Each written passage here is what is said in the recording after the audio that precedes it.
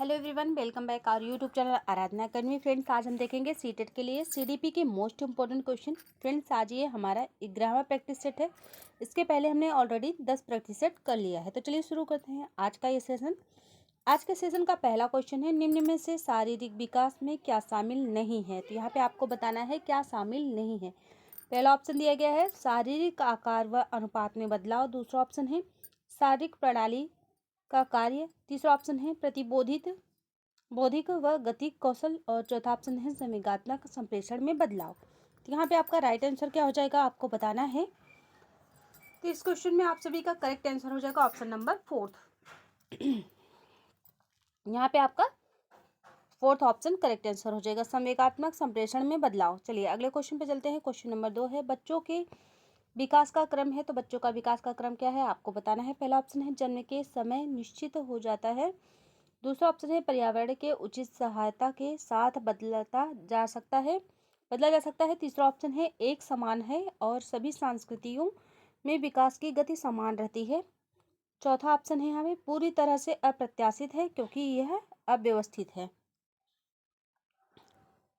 तो यहाँ पे दूसरे क्वेश्चन का आपका राइट आंसर क्या हो जाएगा, ऑप्शन नंबर 4 आपका यहाँ भी करेक्ट आंसर। पूरी तरह से अप्रत्याशित है क्योंकि यह अव्यवस्थित है। चलिए नेक्स्ट क्वेश्चन पे चलते हैं। क्वेश्चन नंबर 3 है सामाजिकरण के प्रमुख संस्था कौन सी है। तो सामाजिकरण की प्रमुख संस्था कौन है। पहला ऑप्शन दिया है पुस्तकालय। दूसरा ऑप्शन है स्कूल। तीसरा ऑप्शन है परिवार। चौथा ऑप्शन है यहाँ पे सरकार। तो यहाँ पे आपका करेक्ट आंसर क्या हो जाएगा, तीसरे का आपका राइट आंसर हो जाएगा 3। अगले क्वेश्चन पे चलते हैं। क्वेश्चन नंबर 4 है किस चरण में बच्चे निगमनात्मक तर्क कर पाते हैं व सामाजिक मुद्दों से सरोकार रखते हैं। पहला ऑप्शन है संवेदी चालक अवस्था में। दूसरा ऑप्शन है पूर्व सक्रियात्मक अवस्था में। तीसरा ऑप्शन है मूर्त सक्रियात्मक अवस्था में। चौथा ऑप्शन है अमूर्त सक्रियात्मक अवस्था में। तो यहाँ पे आपको क्वेश्चन नंबर 4 के चारों ऑप्शन में से करेक्ट आंसर बताना है। तो आपका यहाँ पे राइट आंसर हो जाएगा ऑप्शन नंबर 4 अमूर्त सक्रियात्मक अवस्था में। क्वेश्चन नंबर 5 है जीन पियाजे के संज्ञानात्मक विकास की एक प्रमुख आलोचना है कि पहला ऑप्शन दिया गया है उन्होंने बच्चों को सक्रिय कर्ताओं के रूप में नहीं देखा। दूसरा ऑप्शन है उन्होंने अधिगम्य भाषा की बहुत महत्वपूर्णता प्रस्तावित की। तीसरा ऑप्शन है उन्होंने समाज और संस्कृति के प्रभाव को ध्यान में नहीं रखा।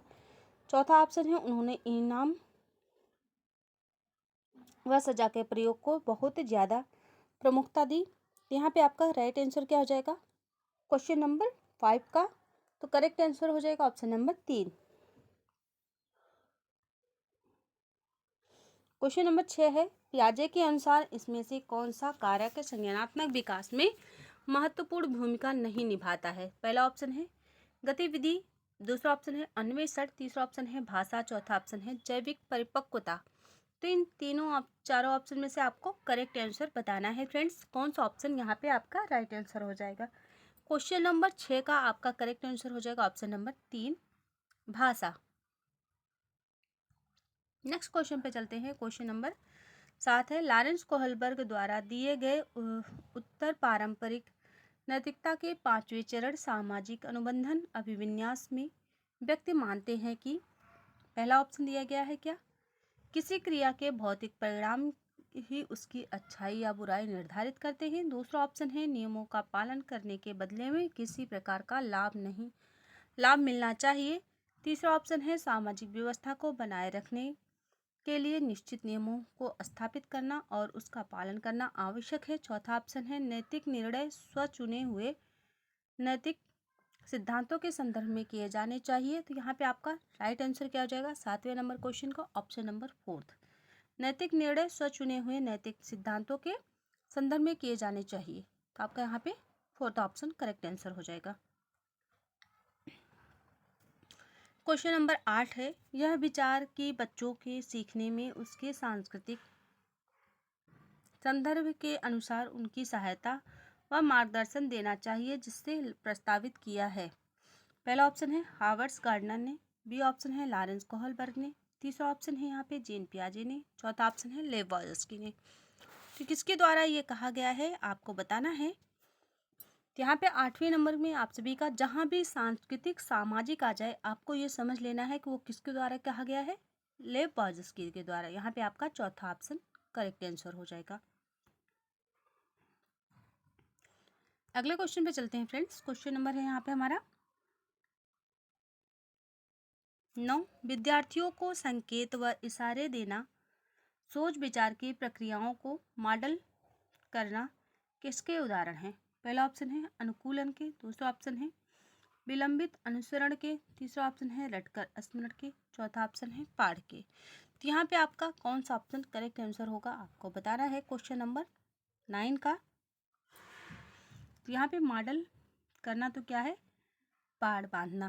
तो यहाँ पे आपका राइट आंसर हो जाएगा ऑप्शन नंबर 4। नेक्स्ट क्वेश्चन पे चलते हैं। क्वेश्चन नंबर 10 है, एक प्रगतिशील कक्षा में पहला ऑप्शन क्या दिया गया है? ऑप्शन है बच्चे अर्थपूर्ण गतिविधियों में संलग्न होते हैं जिससे वे अपनी क्षमता के अनुसार कार्य कर पाएं। दूसरा ऑप्शन है शिक्षक सभी सीखने सिखाने का केंद्र है। तीसरा ऑप्शन है पाठ्य पुस्तक ही सीखने का एकमात्र स्रोत है। चौथा ऑप्शन है सभी सीखने सिखाने का केंद्र परीक्षाएं हैं। तो यहाँ पे आपका राइट आंसर क्या हो जाएगा आपको बताना है फ्रेंड्स क्वेश्चन नंबर 10 का। तो 10वें का आपका राइट आंसर ऑप्शन नंबर पहला ही करेक्ट आंसर हो जाएगा। क्वेश्चन नंबर 11 है, डैश वाले व्यक्ति विशिष्ट स्वरों, लय और ताल के बीच अंतर करने की क्षमता में सक्षम होते हैं जिसे पहचानने में अन्य चूक सकते हैं। तो यहाँ पे आपको बताना है कौन सा ऑप्शन करेक्ट आंसर होगा। पहला ऑप्शन है तर्क गणितीय बुद्धि, बी ऑप्शन है शारीरिक गति संवेदात्मक बुद्धि, तीसरा ऑप्शन है अंतर्वैयक्तिक बुद्धि, चौथा ऑप्शन है संगीतमय बुद्धि। तो यहाँ पे आपका करेक्ट आंसर क्या हो जाएगा? ऑप्शन यहाँ पे आपका 4th करेक्ट आंसर हो जाएगा, संगीतमय बुद्धि।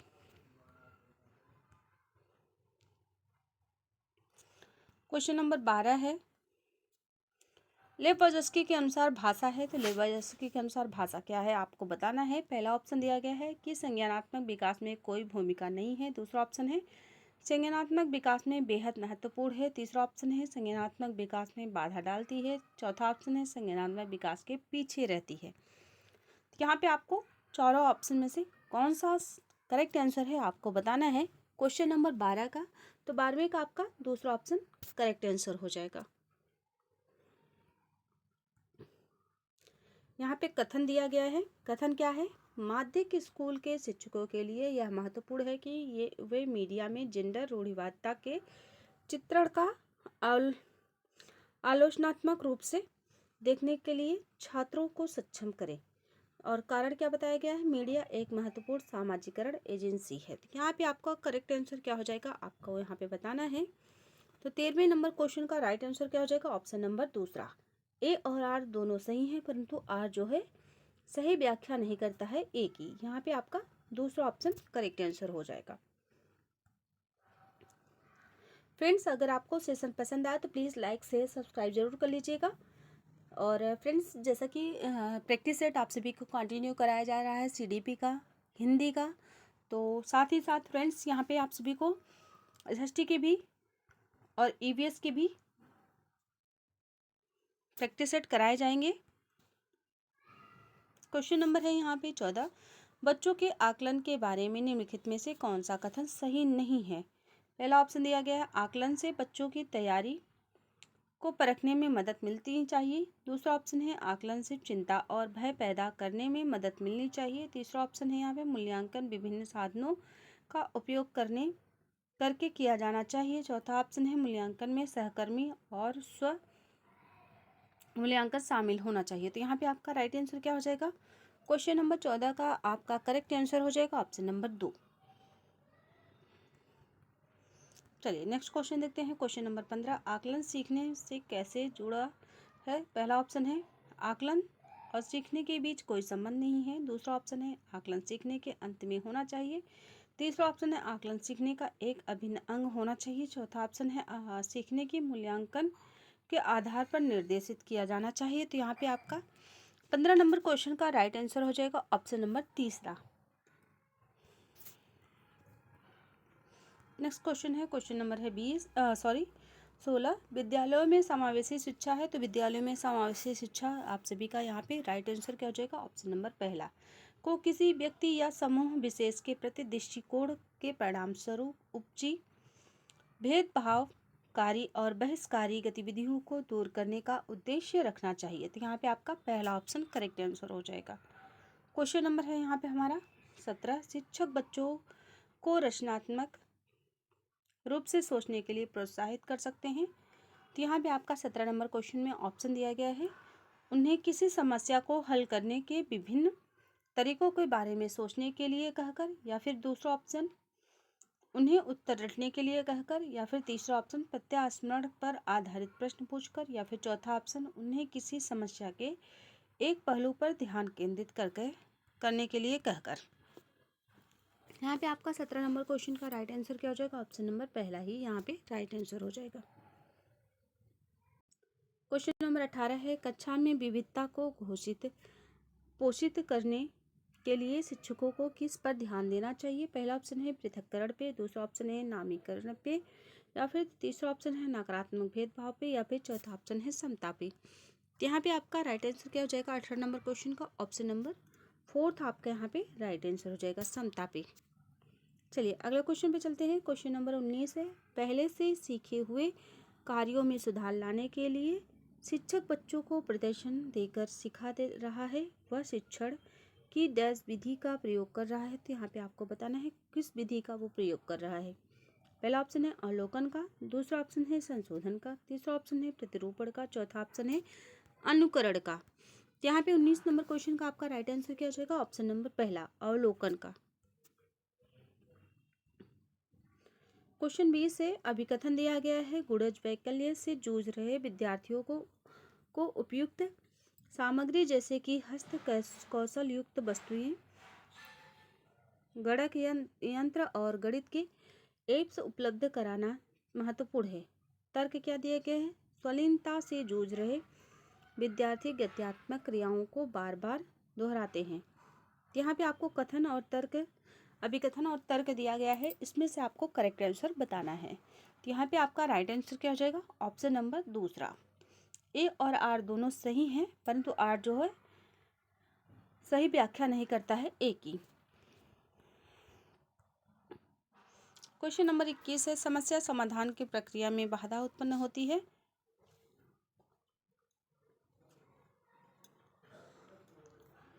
पहला ऑप्शन है सादृश्य सोच, दूसरा ऑप्शन है अनुभव पर आधारित, तीसरा ऑप्शन है साधन अंतः विश्लेषण, चौथा ऑप्शन है कार्यात्मक स्थिरता। यहाँ पे 21 नंबर क्वेश्चन का आपका राइट आंसर क्या हो जाएगा, ऑप्शन नंबर फोर्थ आपका यहाँ पे करेक्ट आंसर हो जाएगा, कार्यात्मक स्थिरता।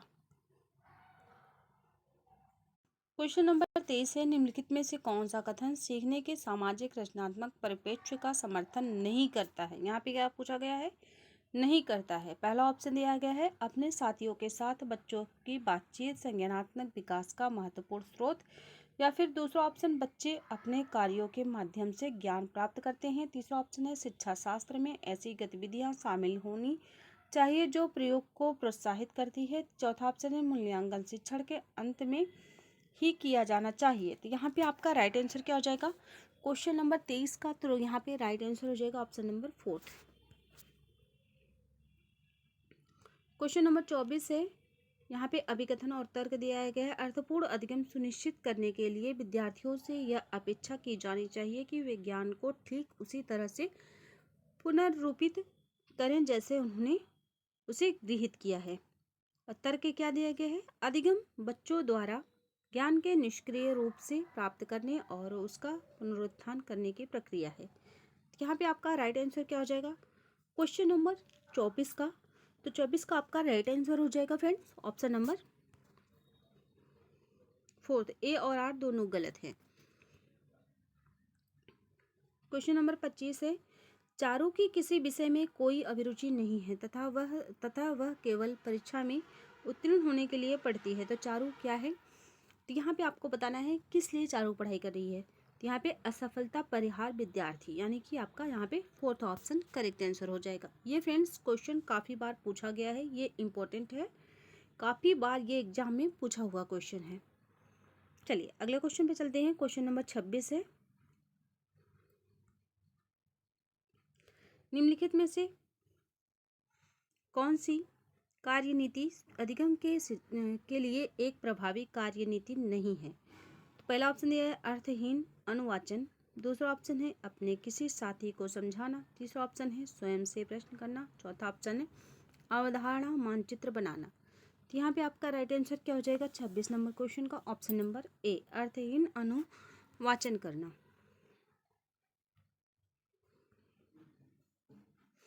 क्वेश्चन नंबर 27 है, मध्य विद्यालय की कक्षा में किस प्रकार का वातावरण बनने पर जोर दिया जाना चाहिए? पहला ऑप्शन है सहयोगात्मक और सकारात्मक, दूसरा ऑप्शन है प्रतिस्पर्धात्मक और व्यक्तिवादी, तीसरा ऑप्शन है बंधन व रटना, चौथा ऑप्शन है भय और तनाव। यहाँ पे आपका राइट आंसर क्या हो जाएगा? ऑप्शन नंबर पहला ही आपका यहाँ पे करेक्ट आंसर हो जाएगा। क्वेश्चन नंबर 28 है, नई शिक्षा नीति 2020 जैसी समकालीन नीतियाँ सीखने के किस शिक्षा शास्त्र को प्रस्तावित करती हैं? पहला ऑप्शन है शिक्षक केंद्रित, दूसरा ऑप्शन है अनुभवात्मक, तीसरा ऑप्शन है व्यवहारवादी, चौथा ऑप्शन है पाठ्य पुस्तक केंद्रित। यहाँ पे आपका राइट आंसर क्या हो जाएगा 28 नंबर क्वेश्चन का? ऑप्शन नंबर 2, अनुभवात्मक। क्वेश्चन नंबर है यहाँ पे 29, बच्चों को नई अवधारणाओं के परिचय का क्रम क्या होना चाहिए?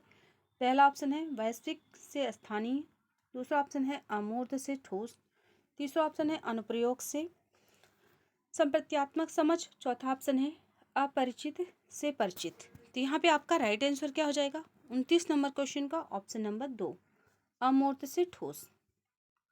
अगले क्वेश्चन पे चलते हैं। क्वेश्चन नंबर 30 है, विद्यालय में विद्यार्थियों का अर्थपूर्ण अधिगम से नकारात्मक रूप से प्रभावित होता है और डैश से सकारात्मक रूप से प्रभावित होता है। तो यहाँ पे आपको बताना है कौन सा ऑप्शन करेक्ट आंसर हो जाएगा।